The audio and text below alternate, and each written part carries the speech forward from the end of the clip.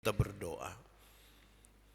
Ya Tuhan Allah, kami mohon kepadamu, kuatkanlah dan teguhkanlah iman kami, supaya waktu ini di mana kami akan belajar firman Tuhan, biarlah ini menjadi waktu paling baik buat kami. Kami mohon Tuhan, jauhkanlah semua penggoda pencobaan. Biar dalam damai sejahtera-Mu kami belajar firman Tuhan. Kami rindu pada firman-Mu.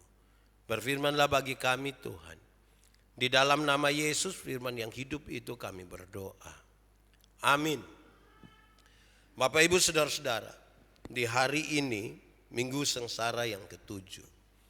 Tema yang ditetapkan oleh Majelis Sinode Gemit adalah penderitaan Yesus memutus rantai kekerasan. Pembacaannya terambil dari Injil Lukas pasal 23 ayat 26 sampai ayat yang ke-43. Injil Lukas pasal 23 ayat 26 sampai ayat yang ke-43. Yesus dibawa untuk disalibkan. Ketika mereka membawa Yesus, mereka menahan seorang yang bernama Simon dari Kirene, yang baru datang dari luar kota. Lalu diletakkan salib itu di atas bahunya, supaya dipikulnya sambil mengikuti Yesus. Sejumlah besar orang mengikuti dia. Di antaranya banyak perempuan yang menangisi dan meratapi dia.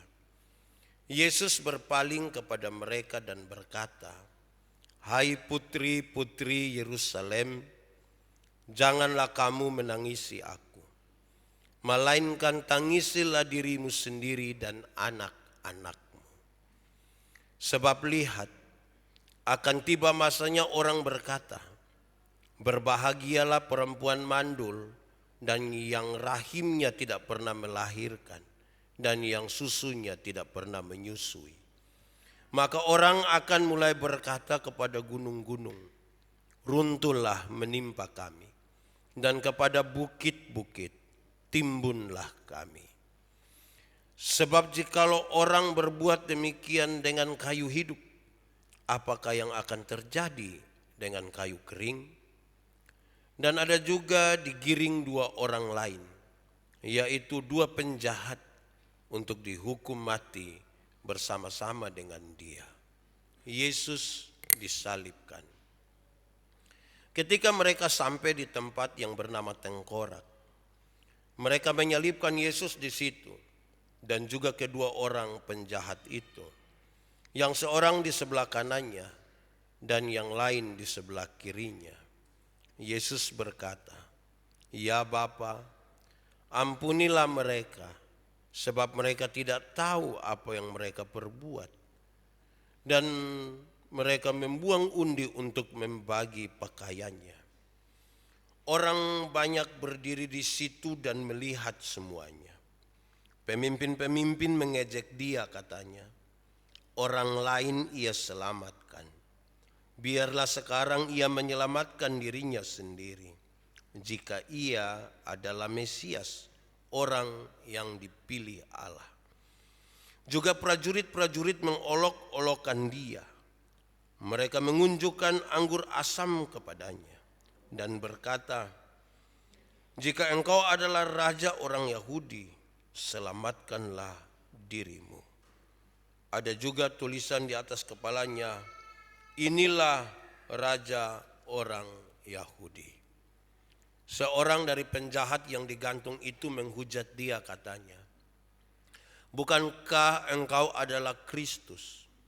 Selamatkanlah dirimu dan kami." Tetapi yang seorang menegur dia, katanya, "Tidakkah engkau takut juga tidak kepada Tuhan, sedang engkau menerima hukuman yang sama? Kita memang selayaknya dihukum sebab kita menerima balasan yang setimpal dengan perbuatan kita. Tetapi orang ini tidak berbuat sesuatu yang salah." Lalu ia berkata, "Yesus, ingatlah akan aku apabila engkau datang sebagai raja." Kata Yesus kepadanya, Aku berkata kepadamu, sesungguhnya hari ini juga engkau akan ada bersama-sama dengan aku di dalam Firdaus. Demikian firman Tuhan. Berbahagia setiap orang yang mendengar firman, memelihara dan melakukan dalam hidup setiap hari. Hosiana. Hosiana, Hosiana, Hosiana. Bapak Ibu Saudara-saudara, Shalom. Selamat pagi buat kita semua. Terima kasih. Saudara-saudara, tema kita hari ini adalah penderitaan Yesus memutus rantai kekerasan. Harapannya adalah segera setelah mendengar khotbah ini, kita sudah tidak pakai lagi kekerasan. Segera setelah mendengar khotbah ini, saudara-saudara, orang-orang yang suka akan kekerasan, orang-orang yang sering menggunakan kekerasan, mesti bertobat sudah, supaya pakai jalan yang baik dan bukan penuh kekerasan. Tantangan kita adalah, saudara-saudara, masih ada sejumlah orang yang sangat senang pada hiburan-hiburan kekerasan. Masih banyak orang suka. Hiburan yang penuh dengan kekerasan tuh kita suka. Kita kalau nonton film-film laga itu kan senang lihat dom berkelahi. Justru kalau film tidak ada berkelahi, kita rasa itu bukan film itu. Pemeran-pemeran antagonis di film itu menyeret dan membawa kita pun perhatian sangat luar biasa. Kita kalau nonton sinetron dan ada ibu satu yang tukang bikin jengkel, itu rasa-rasa kita mau bunuh dia. Kita marah. Kadang-kadang kita bisa ambil gelas mau lempar TV. Kekerasan. Orang suka pada hiburan-hiburan kekerasan. Anak-anak kita suka sekali akan film-film yang superhero itu. Anak-anak kita suka bermain game. Game-game mereka tuh isi kekerasan. Tiap hari mereka berurusan dengan itu. Hasilnya kakak adik bertengkar. Hasilnya kakak adik berkelahi. Ini kemudian menjadi kebiasaan. Dan kita dekat sekali dengan keadaan yang penuh dengan kekerasan. Kita sangat dekat dengan keadaan itu. Di mana kekerasan itu sudah jadi biasa. Itu belum terhitung yang suara-suara keras dong. Kalau ada drama atau fragmen soal-soal kekerasan, yang sulit latihan itu yang pemeran baik. Yang pemeran baik itu dia latihan berhari-hari, pakai menangis, pakai ucap kalimat-kalimat yang itu latihan susah. Tapi coba saudara lihat yang pemeran kekerasan dong, tanpa latihan. Dorang menjiwai betul itu peran.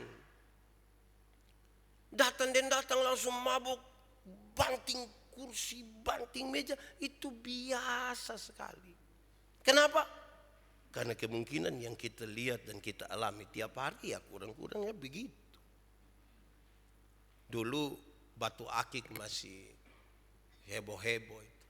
Satu saat saya di Jakarta, teman-teman tanya, Pak Pendeta, katanya di timur itu banyak sekali batu. Saya bilang banyak.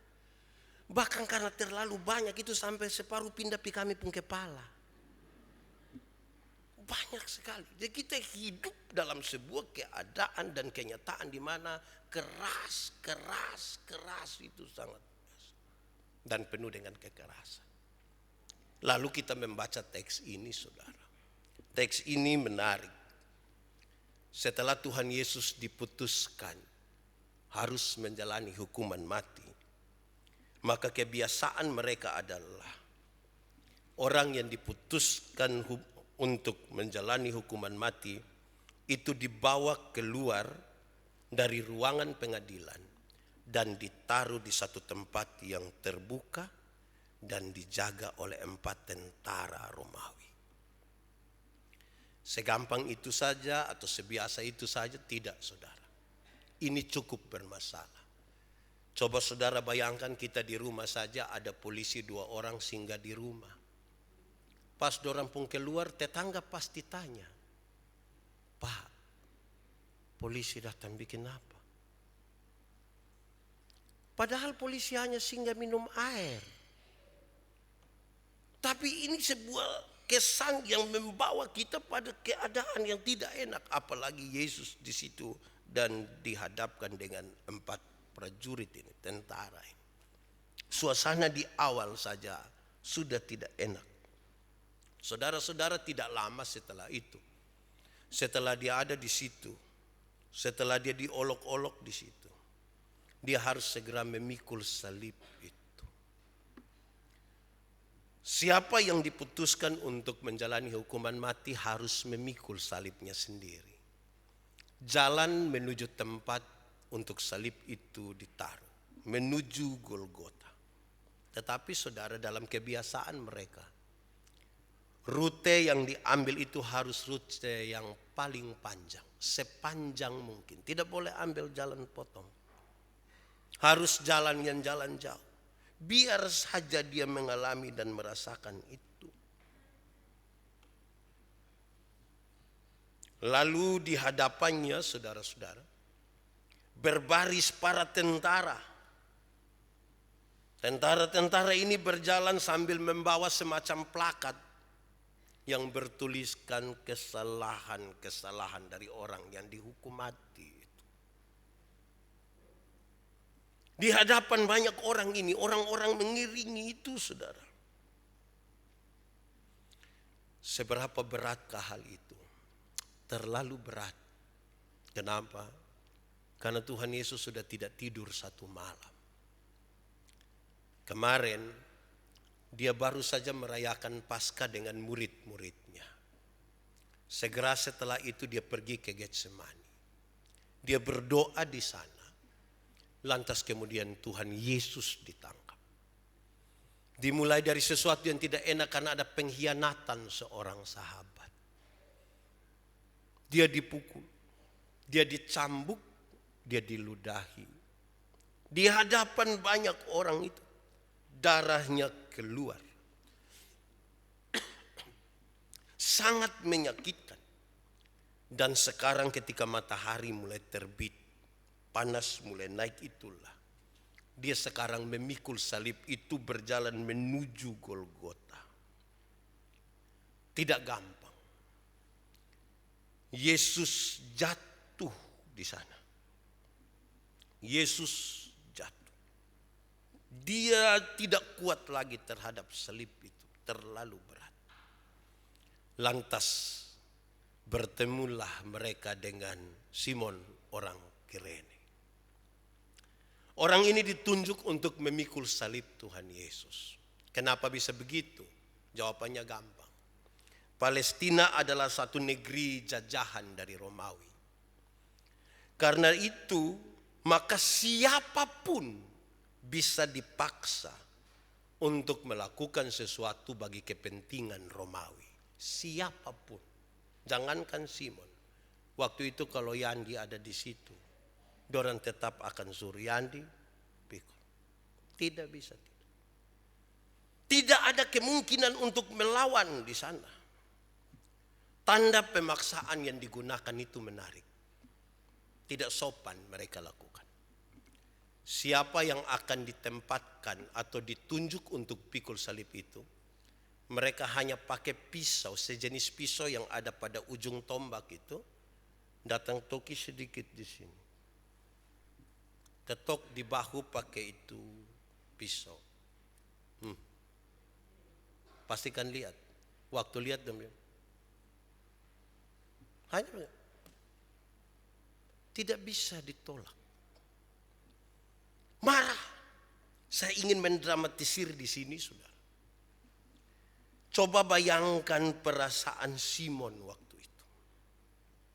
Coba saudara bayangkan perasaan dari Simon waktu itu. Dia datang ke situ. Mungkin juga akan bergabung dengan perayaan Paskah di situ.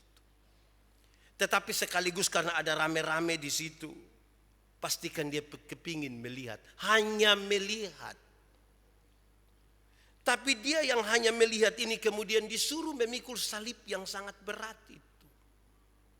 Kalau saudara Simon itu, bayangkanlah perasaannya. Saya membayangkan Simon itu marah. Simon itu benci sebenarnya. Siapa yang dia marah, siapa yang dia benci? Pertama dia benci pada tentara Romawi itu. Kenapa suruh saya? Tapi kan tidak bisa omong. Yang kedua ada kemungkinan dia marah kepada ini orang yang karena dia. Maka salib ini harus dipikul. Orang yang dihukum ini telah menyeret Simon ke dalam kejahatannya. Kira-kira begitu kalau kita dramatisir. Tapi saudara jangan terganggu di situ juga dulu. Kenapa? Kalau kita baca di dalam Injil Markus. Kalau kita baca di dalam Injil Markus pasal 15 ayat 21. Di situ disebutkan dengan baik bahwa pada waktu itu lewat seorang yang bernama Simon, orang Kirene, ayah Alexander dan Rufus yang baru datang dari luar kota, dan orang itu mereka paksa untuk memikul salib. Markus pasal 15 ayat 21. Saudara, itu berarti Simon ini adalah ayah dari Alex dan Rufus. Surat Markus itu ditujukan kepada jemaat di Roma. Itu berarti Rufus dan Alexander adalah orang Kristen yang ada di sana, di Roma. Kalau kita lihat bandingan lain, surat Rasul Paulus kepada jemaat di Roma. Roma pasal 16 ayat 13. Salam kepada Rufus, orang pilihan Tuhan. Dan salam kepada ibunya yang bagiku adalah juga ibuku. Itu berarti Paulus juga mengenal mereka. Kalau kita pakai dua ayat ini untuk ambil kesimpulan, Simon itu adalah ayah dari Rufus dan Alex ini. Dia juga adalah suami dari ibu Rufus itu. Keluarga yang baik, keluarga Kristen yang di Roma ini. Dia punya bapak itu yang disuruh untuk pikul salib Yesus. Orang Kristen yang percaya bukan saja melihat itu, tetapi turut serta di dalam penderitaan itu. Dia mengalami satu di situ. Dia merasakan bagaimana beratnya salib itu. Saudara, lalu di samping Yesus itu berdiri perempuan-perempuan. Mereka menangis melihat penderitaan yang dialami oleh Tuhan Yesus. Pasti mereka sedikit mengeluarkan suara. Dalam kelelahan, dalam kesakitan, Tuhan Yesus balik menghadap kepada mereka dan Tuhan Yesus bilang begini. Hai putri-putri Yerusalem, tidak usah kamu menangisi aku, tidak usah. Tangisilah dirimu sendiri. Yesus sementara membawa mereka untuk melihat sesuatu yang jauh ke depan. Bahwa persoalan akan segera datang.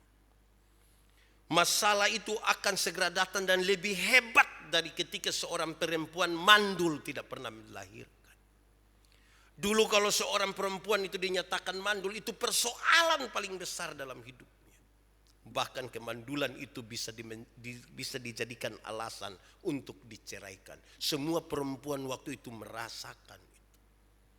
Tapi Tuhan Yesus bilang itu belum seberapa dengan peristiwa berikut yang akan kamu alami. Tentang keruntuhan kota ini. Sebab apa? Kalau kayu yang hidup saja seperti Yesus diperlakukan begini, apalagi untuk kayu mati, dia bilang begitu. Kalau yang tidak bersalah saja dilakukan kekerasan seperti ini, kamu satu saat akan melihat bagaimana orang-orang bersalah itu akan susah. Kamu akan melihat dan mengalami. Saudara bayangkan 40 tahun setelah itu, kota itu hancur. Hilang. 1948 baru muncul Israel sebagai sebuah negara. Betapa luar biasanya di situ. Itu peristiwa perjalanan. Lalu bagaimana ketika sampai di Golgota? Ketika mereka sampai di Golgota, menurut kebiasaan salib yang dipikul oleh para penjahat, itu harus diletakkan rata dengan tanah. Setelah rata dengan tanah, siapa yang dihukum mati, termasuk Tuhan Yesus, diangkat, diletakkan di atas salib, dan paku mulai ditancapkan pada tangan dan kakinya. Lalu salib itu ditancapkan berdiri.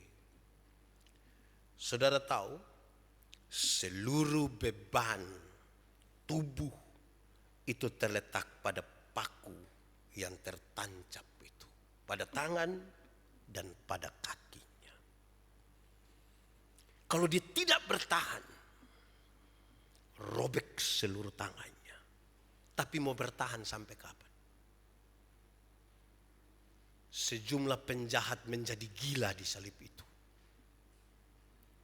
1-2 orang mungkin akan sampai 3 hari sampai 1 minggu di situ. Betapa mengenaskan sekali.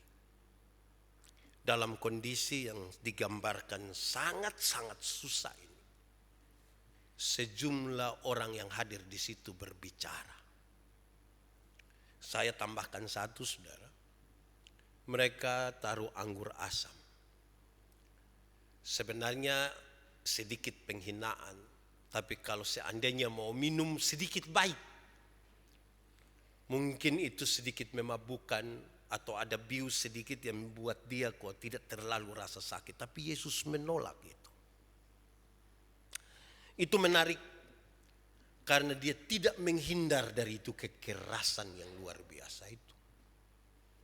Lalu orang-orang yang ada di situ semuanya berbicara. Mari kita lihat apa yang mereka percakapkan. Pertama, para prajurit. Para prajurit, apa yang mereka bicarakan? Mereka mengolok-olok Yesus. Orang lagi sekarat, diolok lagi di situ. Suka sekali mereka itu. Bahkan baju dari Tuhan Yesus dirobek. Mereka undi. Kedua, para pemimpin. Itu termasuk para pemimpin agama. Mereka berbicara. Orang lain dia selamatkan. Kita lihat sekarang dia bisa selamatkan dirinya sendiri. Coba. Kalau memang dia adalah Mesias, orang yang dipilih Allah. Itu diucapkan pada waktu Yesus mengalami penderitaan maha dahsyat itu. Lalu kedua penjahat itu pun berbicara. Penjahat yang satu bilang begini, bukankah engkau Kristus? Selamatkanlah dirimu dan juga kami. Selamatkan kita semua. Kalau engkau Kristus. Bahasa Alkitab tadi bilang dia menghujat Yesus. Penuh sinis dan sindiran. Lalu penjahat di sebelah berkata, tidak takutkah engkau? Bahkan kepada Tuhan pun engkau tidak takut. Kita dihukum yang sama, tapi kita pantas menerima hukuman itu karena kita penjahat.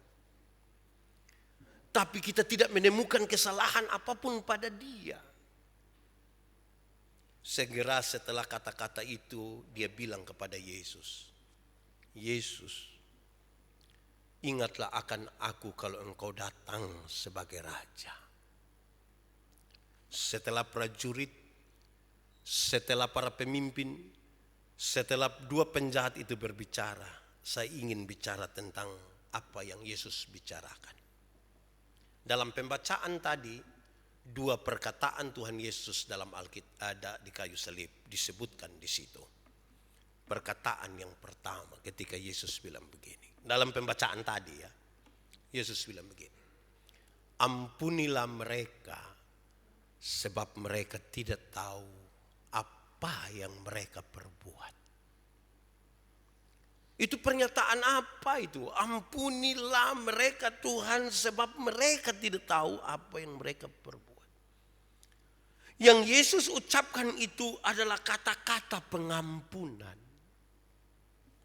Di tengah kekerasan yang sungguh mendera dia, Yesus berbicara tentang pengampunan.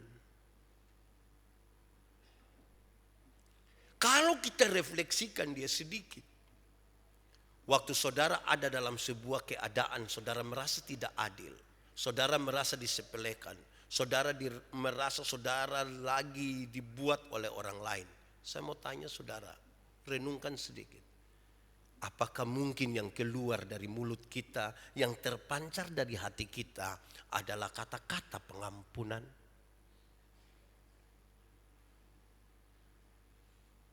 Di situ Yesus berdoa, ampunilah mereka. Setelah kata-kata itu Tuhan Yesus lanjutkan. Menanggapi apa yang menjadi pernyataan dari seorang penjahat ketika dibilang, Yesus, ingatlah akan aku kalau engkau datang sebagai raja. Yesus bilang, hari ini juga aku bersama-sama dengan kamu di dalam Firdaus. Hari ini juga aku bersama-sama dengan kamu di dalam Firdaus. Kata-kata apa ini? Yesus baru saja mengucapkan kata-kata keselamatan. Berhadapan dengan seorang penjahat yang Yesus sebutkan adalah keselamatan. Kamu diselamatkan.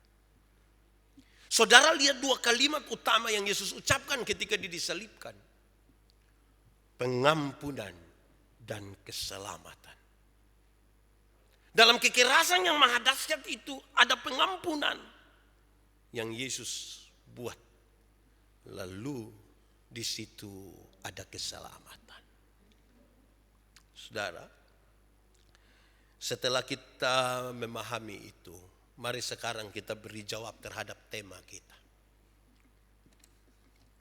Tema kita mengatakan bahwa penderitaan Yesus memutus rantai kekerasan.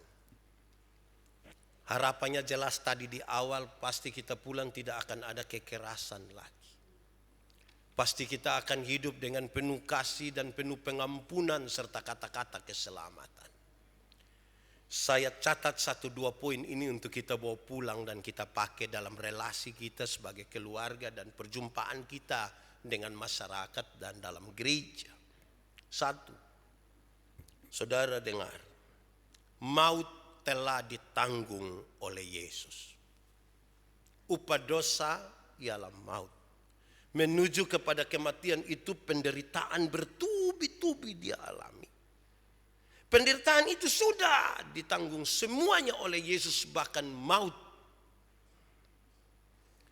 Pesannya bagi kita, berhenti sudah merencanakan sesuatu yang membawa kematian bagi orang lain. Berhenti sudah saudara-saudara untuk mengharapkan kematian orang lain. Mungkin saudara lagi tidak suka seseorang. Tapi jangan bilang comati bae. Jangan. Tuhan suah. Mungkin dia sangat nakal. Mungkin dia sangat jahat. Tapi jangan berharap pada kematiannya. Mungkin ketika dia mati saudara dapat keuntungan sedikit. Sertifikat. Tapi saudara jangan berharap pada kematiannya. Maut Tuhan su tanggung habis. Itu serius saudara. Kenapa? Karena kadang-kadang kita jahat. Hati kita, pikiran kita berisi hal yang keras. Yang ingin kita balaskan kepada seseorang. Yang ingin kita lakukan kepada seseorang. Ingat, maut telah ditanggung oleh Yesus. Itu pertama. Ini masih standar. Kedua juga masih standar. Tidak boleh ada lagi kekerasan lawan kekerasan. Tidak boleh. Tidak boleh lagi ada kekerasan lawan kekerasan. Yesus penuh kuasa. Berhadapan dengan kekerasan bertubi-tubi yang dia alami sampai kayu salib, tapi tidak dibalaskan sedikit pun dengan kekerasan. Beberapa orang bilang pada saya, Pak Pendeta, Tuhan kan penuh kuasa. Kenapa hari itu Tuhan tidak kasih tunjuk sedikit? Ketika misalnya dia mau ditombak, lantas dia sedikit matilah itu orang. Saya kira waktu itu tidak akan ada lagi pekabaran Injil. Semua orang akan jadi percaya. Terus dong biasa tambah kalimat ini. Coba kalau saya yang Tuhan. Terus saya jawab, Andia kalau tidak bisa jadi Tuhan. Karena Tuhan itu penuh kasih. Dia tidak akan membalas yang jahat dengan yang jahat. Mungkin saudara mengalami sebuah ketidakadilan hari ini. Mungkin saudara lagi bermasalah untuk sesuatu yang saudara tidak bisa terima. Tapi jangan membalas yang jahat dengan yang jahat. Ketiga, hukuman itu harus ada. Kalau ada orang buat salah harus dihukum. Harus. Jangan bilang Pak Pendeta bilang bahwa kematian Yesus itu putuskan kekerasan. Jadi ingat, hukuman tidak boleh. Tidak. Hukuman tetap ada. Yang salah tetap dihukum. Sesuai dengan aturan-aturan yang salah tetap dihukum. Tetapi aturan-aturan itu kemudian menjadi tongkat yang menolong dan bukan sebagai cambuk yang memukul. Dalam kehidupan bersama, potensi pelanggaran terhadap masalah, peraturan, potensi melanggar peraturan itu ada. Tapi jangan lagi kemudian itu untuk menjadi cambuk yang memukul. Supaya hukuman itu dia punya nilai edukasi, mengajarkan sesuatu. Kira-kira begitu, itu standar. Sekarang di bagian terakhir saya akan bicara hal-hal yang lebih praktis. Kan saya lihat saudara ini tegang-tegang sekali. Mungkin karena saudara membayangkan kekerasan yang selama ini saudara alami. Ya, saudara, ini pun saya kutip sebenarnya. Saudara, kekerasan itu ada dua. Saya mulai dari yang pertama. Supaya yang melakukan ini atau tinggal di dalam ini berhenti sudah. Pertama saudara, kekerasan fisik. Kekerasan fisik. Kekerasan fisik itu seperti apa? Perkelahian. Berhenti sudah. Yang suka berkelahi berhenti sudah. Jangan sedikit-sedikit yang kenapa? Apa? Berhenti sudah, berhenti. Ingat, mungkin kita seumur 40. Baju saya yang ketat tapi tenaga kurang ketat. Sumulai noe jai bergerak sedikit jam bakalai. Berhenti sudah. Jangan berkelahi. Saudara, kondisi kita sekarang bahwa anak-anak dorong itu kan berkelahi. Tapi beda antara anak-anak yang berkelahi dengan orang tua yang berkelahi. Anak-anak yang berkelahi itu 7 menit kemudian dorang bisa damai. Tapi kalau dong pun bapa dong yang berkelahi walaupun kakak adik 7 turunan dong tidak saling kenal. Jadi yang suka berkelahi berhentilah. Yang kedua, di kekerasan fisik itu soal-soal terorisme. Yang suka menghancurkan orang dengan ideologi-ideologi yang dibangun. Berhenti sudah, tidak usah. Jangan lakukan itu. Itu kekerasan, tidak baik. Pembunuhan, jangan dilakukan. Jangan dilakukan. Saudara jangan pikir pembunuhan itu ibarat kita mau bawa parang kopi potong-potong orang. Tidak. Mungkin suami istri marah juga dia ambil potas sedikit kau taruh. Kalau saudara lagi pikir begitu, berhenti. Jangan. Kekerasan fisik itu soal penyerangan. Serang dengan batu, kayu. Kita bersyukur Kupang ini kira-kira 15 tahun sampai sekarang ini cukup aman. Ada riak-riak kecil, aman. Itu bagian pertama. kekerasan fisik. Saya yakin yang duduk di sini tidak banyak yang melakukan ini, tidak banyak. Mungkin tidak ada juga. Saudara pun kekerasan fisik itu standar-standar. Setelah lu marah juga lempar ini jendela, baru beli HP angkat, paling-paling kita pun fisik-fisik dong masih begitu. Piring, terus mungkin istri pun ini ada bengkak sedikit, mungkin kita pun fisik ada di situ. Baru kita tanya, ben tidak tadi bangun pusing kok ada tatoki sedikit bapak. Oh tatoki di suami pun ini kok. Nah kita kira-kira begitu. Kekerasan fisik yang begitu berhenti sudah. Karena kita pun tema bilang begitu. Sekarang yang kedua, ini yang mungkin sering kita lakukan. Kekerasan non fisik. Kekerasan non fisik ini saya merasa kita paling sering lakukan. Satu, maki. Di sini ada yang tukang maki. Nah, itu dia melakukan kekerasan itu. Berhenti maki, sudah dengar. Nah, berhenti.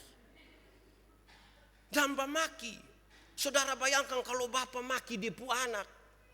Anak maki dia pun bapak. Teman maki teman. Dan kita anggap biasa-biasa saja. Ini kekerasan. Yang tukang maki berhenti karena maki itu tidak enak. Kita kalau maki orang itu seringkali pakai binatang. Atau pakai sebutan untuk orang tua. Kalau itu terjadi dalam kita berhenti. Tidak boleh lakukan. Yesus sudah mati. Dan maut sudah dia menang atas itu. Berhenti sudah. Satu maki. Kedua, membentak. Itu kekerasan. Ini teori dan mengatakan begitu. Membentak itu kekerasan non fisik. Stop! Berhenti! Wih, keras. Sebentar pulang tidak boleh lagi. Stop! Ganti. Stop. Pokoknya ada stop. Pasti istri pikir mungkin ini hari terakhir. Sehingga beliau tiba-tiba berubah. Stop. Membentak tidak boleh. Jadi yang suka bentak-bentak itu ingat sekarang saudara suara keras saya jiwa hilang. Jangan lagi keras-keras. Jaga supaya kita tuh bicara pelan. Jangan suka membentak karena ini kekerasan non fisik. Ketiga, menjuluki. Kita ini suka menjuluki orang dengan kata-kata yang kita kadang-kadang bilang, lihat itu perempuan, lihat, itu manusia tuh kayak ular minyak, Pak. Ular mandi oli. Wih, kasihan kalau pernah dengar itu kalimat kok? Atau sendiri omong orang, kita juluki dia nih, kita itu kekerasan. Kadang-kadang itu perempuan satu tuh itu lahir mulu duluan Pak. Dia pemulu, lahir apa ya mulu duluan tuh saudara bilang. Berhenti jangan om-om begitu lagi. Saya juga merenung, saya mesti berhenti banyak hal. Son boleh om-om begitu. Kita ini kadang-kadang kita kira main gila tapi melukai orang itu. Orang kulit hitam. Dia datang di kita, dia bilang Shalom. Kita bilang suara ada tapi orang. Coba sombong senter dulu. Jangan juluki orang begitulah ya. Jangan. Kita ini orang tua ini justru satu. Kadang-kadang kita bangun ketidakpercayaan diri bagi anak-anak. Anak-anak kariting sedikit kita suka baganggu dia. Kariting. Kita kira itu kayak enak. Sekarang saya sudah tahu. Saya baru bikin khotbah imam. Saya ini mesti berhenti banyak hal. Jangan suka ganggu kariting. Anak kulit hitam sedikit dong bilang, Pak, yang sepu anak nomor berapa itu yang mana ya, mana? Pokoknya itu anak, ya pokoknya di keluarga paling hitam sudah, itu paling hitam sudah. Makanya koton di sana biasa panggil dia bilang black. Sudah berhenti kok hina-hina orang begitu, berhenti sudah. Tuhan Yesus tanggung penderitaan bagi mbaknya. Berhenti sudah. Jangan menjuluki orang. Dia lanjut lagi. Tidak boleh meneriaki. Tidak boleh meneriaki. Baik. Jangan pada. Berhenti. Tidak boleh begitu. Kita kadang-kadang ini, saya ingat orang tua dulu itu kalau kita panggil, dong panggil kita itu, atau dia dengar. Kami sebut, misalnya saya panggil saya pun teman satu. Misalnya saya panggil, Omino. Bapak Tuhan nanti bilang, jarak berapa jauh? Berapa jauh? Panggil baik-baik. Jadi tidak perlu, Omino. Tidak usah lagi panggil, Omino. Enak tuh, tanpa kekerasan. Coba saudara bayangkan enak tidak kalau hidup seperti itu. Tanpa kekerasan. Tapi saya bilang memang kita orang NTT ini, dia orang Papua mungkin agak sama. Waktu dia suara keras itu sebenarnya dia ada baik. Kawan, gimana? Oke, mantap, sampai jumpa. Nah, itu dia ada baik gitu. Tapi kalau dia ada mabuk sedikit baru dia palang orang, baru dia bilang, gimana?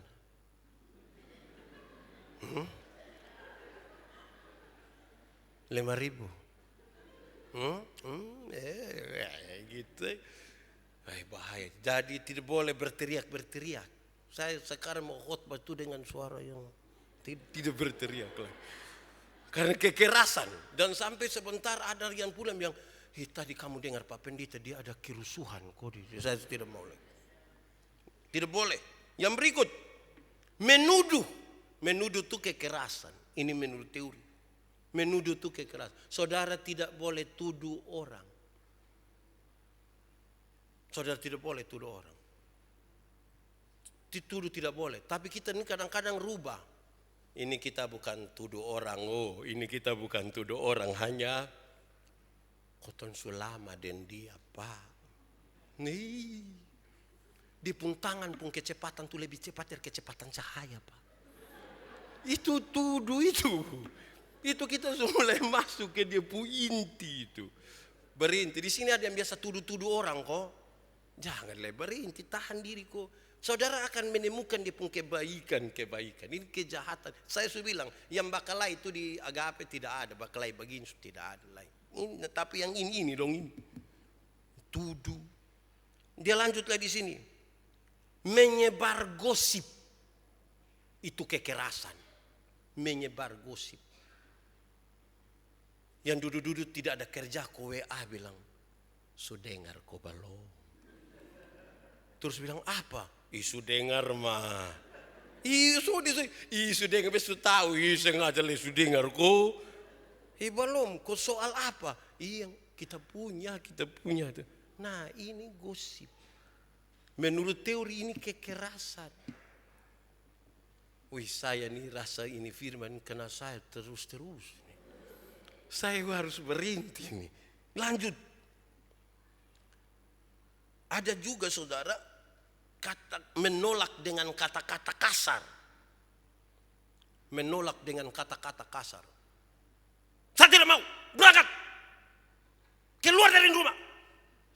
Dasar orang udik pedalaman tidak tahu diri. Kasihan itu kalimat itu. Itu kekerasan. Berhenti sudah. Omong lembut-lembut. Orang udik nih. Pedalaman. Pelan-pelan saja. Lanjut. Mempermalukan orang di muka umum. Itu kasar. Jangan kasih malu orang. Lihat manusia dong. Lihat. Suara sesama kepiring pica. Itu kekerasan. Lebih lanjut lagi saudara. Dia ingin kasih tahu.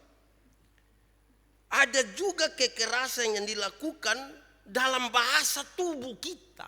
Bahasa tubuh kita itu menunjukkan kita lagi melakukan kekerasan. psikis. Contoh, memandang penuh ancaman. Itu kekerasan. Coba saudara memandang saya penuh ancaman. Coba. Memandang penuh ancaman. Pak polisi saya izin deh. Saya memandang penuh ancaman.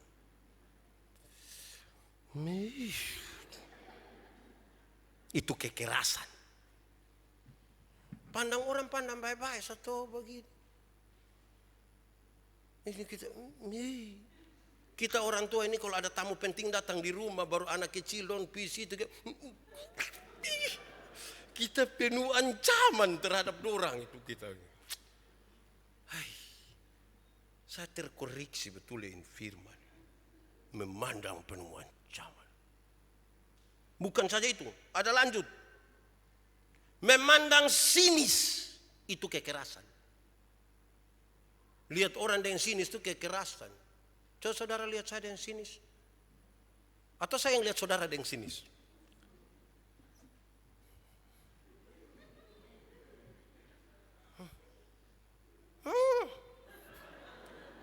Itu kekerasan. Wih, saya ini teori ini bikin kita pusing lah. Tapi itu memandang sinis itu kekerasan. Yang berikut, ini mungkin paling banyak kita alami. Mendiamkan. Mendiamkan seseorang itu kekerasan, masuk dalam kategori kekerasan. Suami istri ini kan kotong pernah bertengkar, atau kita pernah berkelahi suami istri. Ada yang lebih memilih diam saat dia soalnya mau omong. Istri dari situ dia sengaja keluar dari situ. Untung tidak ada ular di situ. Jangan mendiamkan, bicara. Mendiamkan itu tidak enak, saudara. Mendiamkan berhari-hari, hanya tagal masalah kita berdiam diri berhari-hari itu. Istri boleh tanya, Pak, makan beta bagi, minum, na mati. Mendiamkan itu tidak enak.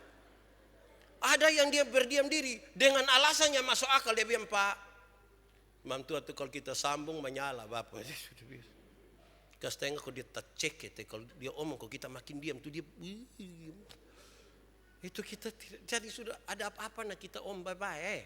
Jangan mendiamkan orang tuh kita abaikan dia sekali. Itu macam kayak HP nah kita lagi blokir dia itu. Blokir labor suruh dia telepon. Nah dia mau telepon nih kemana? Jangan begitu. Mendiamkan itu masuk dalam kategori kekerasan. Lanjut. Mempermalukan. Mempermalukan. Woi, itu tidak boleh itu. Mempermalukan orang. Soal dia punya apa-apapun itu jangan. Kalau mau tegur dia baik-baik. Jangan permalukan dia. Apalagi di muka umum. Kan kita juga tidak mau kalau orang permalukan kita di muka umum. Itu tidak. Memandang dengan merendahkan orang lain. Cara pandang merendahkan orang lain. Coba saudara bikin pandangan yang merendahkan orang tuh. Saya punya anak satu malam-malam. Dia beli nabas. 15.000. Sebelum makan dia foto. Pas dia muat saya telepon dia. Anak, iya bapak. Hapus. Kenapa? Karena dia tulis, foto habis dia tulis, manjakan lidah.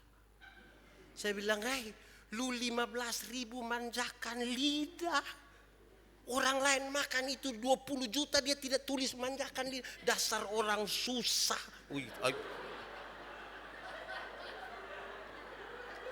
Saya sudah terkoreksi nih saudara. Jadi jangan merendahkan orang. Saudara biar mau kemana pun jangan merendahkan orang. Jangan boleh. Itu kekerasan. Apalagi mengucilkan. Itu masuk dalam kategori kekerasan. Kadang-kadang kita ini mengucilkan orang. Ada orang-orang tertentu nih yang dia kasih kucilkan dia punya mama kandung ini.